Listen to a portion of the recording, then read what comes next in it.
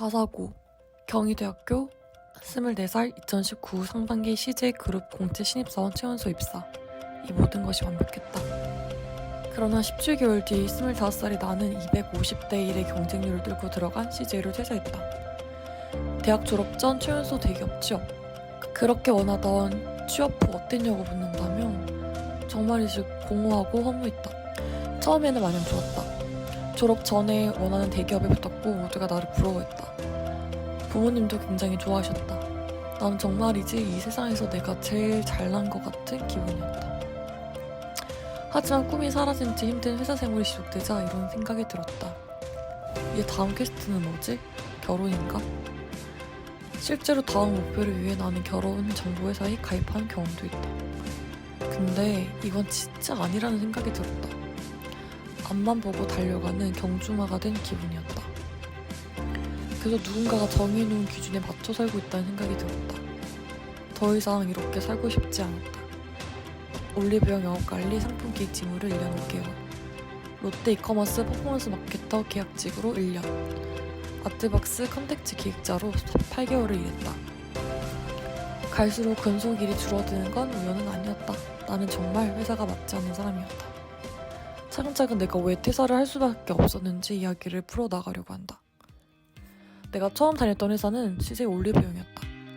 19년도 공채로 선발되었고 3개월 신입사원 교육 그리고 6개월간의 매장 영업관리를 거쳐 나는 PB 브랜드 웨이크메이크에서 색조 화장품 BM 직무를 하게 되었다. 색조 화장품 BM 브랜드 매니저는 고객들이 사용하는 립스틱, 틴트 등 화장품 신상품을 기획하고 상품 출시까지 모두 총괄하는 직무다. 때문에 제품에 대한 기획부터 마케팅, 사업계획, 구매, 발주, 제조업체 핸들링 그리고 고객 CS 관리까지 안 하는 업무가 없었다. 그냥 내가 회사 내에서 내 사업을 하고 있다고 보면 된다. 직무 자체가 정말 방대하고 바쁘긴 했어도 배우는 게 많았다. 하지만 나는 색조 화장품을 개발하는 것에 회의감이 들었다. 아이템 특성상 색조 화장품의 타겟은 10대, 20대 초반인데 이는 사실 능력보다도 젊고 트렌디한 감각 자체가 더 중요했다. 당시 팀에서 유일한 20대였던 나는 항상 이런 질문을 받았다. 나 이제 늙었나봐. 이제 뭐가 이쁜지 모르겠어. 요즘 애들은 뭐해? 뭐 좋아해? 틱톡해? 나이가 들수록 감각이 떨어지고 이 업무를 잘할 수 있는 가능성이 떨어진다는 이야기였다. 당시 가장 친했던 30대 중반 대리님께서는 이 직무는 30대 초반까지 많이 하고 그만둔다는 얘기를 들었을 때 정말 큰 충격을 받았다. 나이가 들면 그로 인해 업무 능력이 올라가고 몸값이 높아지면서 돈을 많이 벌어야 되는 게 맞는데 이 직무는 반대였다. 시간과 기회 비용을 날리고 싶지 않았다. 근데 사실 나는 팀장님 때문에 퇴사한 이유가 크다. 업무적인 문제로 혼나는 건 상관이 없는데 이해할 수 없는 부분에서 공개적으로 공격을 많이 받았다. 정막이 흐르는 그 넓은 사무실에서 팀장님이 나한테 소리를 지르는 것을 들을 때마다 정말 나는 세상에서 가장 쓸모없고 일 못하는 사람이 된 듯한 기분이었다. 가스라이팅이었다. 사실 이 부서는 실제로 퇴사율 1위 부서였고 나 전에도 항상 줄퇴사가 있어서 항상 비어있는 자리라고 했다.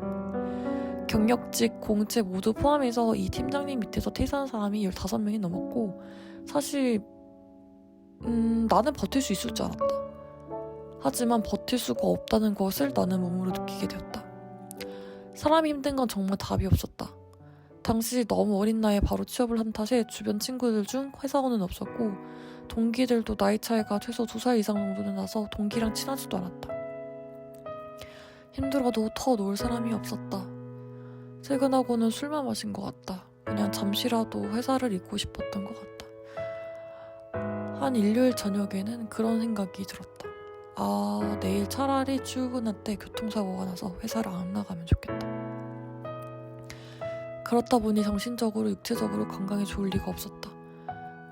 출근부터 퇴근 전까지 약 10시간에서 14시간 동안은 점심시간 1시간 빼고는 1분 1초가 다 바빴다. 메신저 답장하랴, 전화 받으랴, 보고서를 만들어 회의하랴, 상품 개발하랴. 이건 진짜 한 사람이 한다는 것 자체가 말이 되지 않았다. 화장실 갈 시간이 없어서 못 갔더니 혈뇨가 나왔다. 병원 갔더니 스트레스성 혈뇨고 또 하도 혼술을 많이 해서 그런지 간 수치도 안 좋게 나왔다. 진짜 이렇게 살다가는 정말 나중에 병원비가 더 나올 것만 같았다. CJ 업무 강도는 정말 최고였다. 이후에 회사를 3개 다니고 빡신 프리랜서 생활도 하고 있지만 이때만큼 힘들고 바빴던 적은 단 한 번도 없었고 앞으로도 없을 수도 있을 것 같다. 돈이라도 많이 벌면 버티면서 다녔을지도 모른다. 당시 내 초봉이 4천만 원이었는데 세금을 떼고 들어오는 돈은 200만 원 초중반? 계산을 했더니 시간당 버는 돈이 사실 최저임금이랑 큰 차이가 나지 않았다. 알바를 하면 이런 정신적 고통과 스트레스라도 없지. 이 돈 벌면서 이 일 하나 싶었다. 버텨봤자 연봉 인상률도 너무 작기 때문에 평생 집도 못 살 것 같았다. 운이 없어서 코로나 시기에 매출 반토막난 색조 화장품 부서에 발령이 나서 인센티브 받을 일도 절대 없었고 연봉이 깎이지만 않아도 다행인 정도였다. 나는 다른 일을 해야겠다는 생각이 들었고 나의 일을 해야겠다는 생각이 들었다. 그리고 사실 나는 사람들한테 고맙다라는 말을 듣는 직업이 하고 싶었다. 그러다 우연히 수능이 아닌 미디트 시험을 통해 의학전문대학원에 진학할 수 있다는 것을 알게 되었고 25살의 나는 용기를 한번 내기로 했다. 왜 갑자기 한의 전문대학원이냐고 물어볼 수는 있지만 나는 평생 할 수 있는 직업은 하나 만들어보고 싶었다.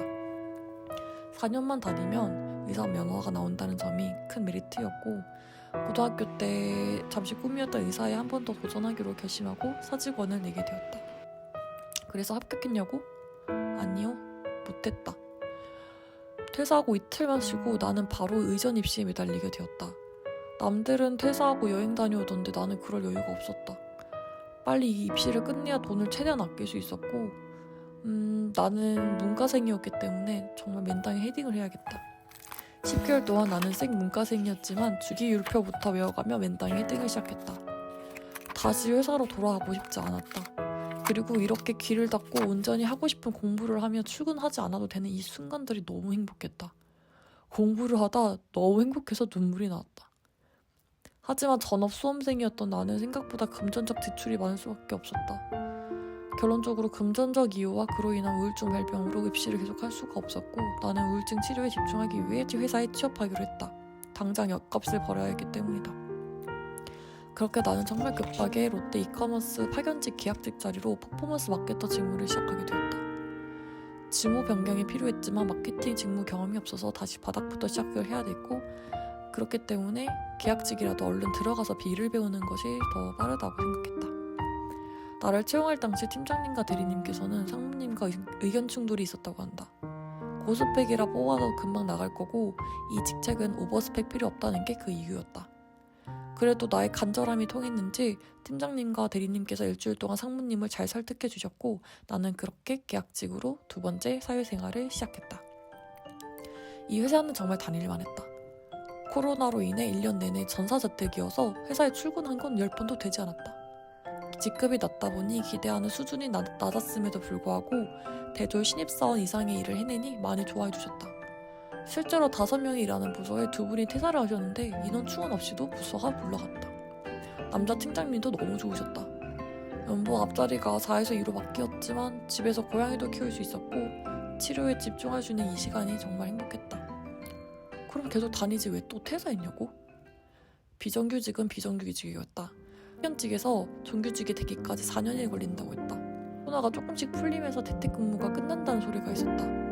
이 말은 출퇴근에 필요한 교통비와 롯데타워에서 앞으로 먹을 점심값이 추가된다는 말이었는데 그렇게 되면 100만 원 중후반 월급으로는 택도 없었다.